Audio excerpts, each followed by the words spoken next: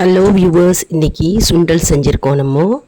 அதாவது கொண்டக்கடலை, வேர்க்கடலை மற்றும் மஞ்சள் கலர் பட்டாணி அது எல்லாத்தையும் முதல் நாளே ஊற வச்சுட்டு தண்ணியில் போட்டு மூழ்கும் அளவுக்கு ஊற வச்சுட்டு அடுத்த நாள் காலையில் எழுந்து குக்கரில் தண்ணி மூழ்கிற அளவுக்கு வச்சு உப்பை போட்டு வெயிட் போட்டுட்டு ஒரு 3 விசில் வந்தோடனே அதை எடுத்துடணுங்க. எடுத்துட்டு வாணலியில் கடுகு, உளுத்தம்பருப்பு, சீரகம் போட்டு 2 ஸ்பூன் எண்ணெய் போட்டு இந்த வேக வச்ச உப்பு போட்ட சுண்டலை அதில் கொட்டி லேசாக பரட்டிட்டு கருவேப்பிலை, கொத்தமல்லி போட்ட பிறகு நம்ம தேங்காய் துருவல் மேலே போடலாம். வேணா தேங்காய் துருவல் போட்டுக்கலாம், இல்லைனா இல்லை விட்டுலாம். அது ஆப்ஷனல் தான். அருமையான சுண்டல் ரெடிங்க.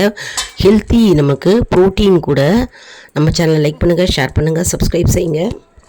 மேலே சுக்குப்பொடி 2 ஸ்பூன் போட்டுக்கலாம். அப்படிலாம் இஞ்சி துருவலை போட்டுக்கலாம். கேஸ்ட்ரைட்டிஸ் இல்லாமல் இருக்கும், வாய்வு இல்லாமல் இருக்கும்.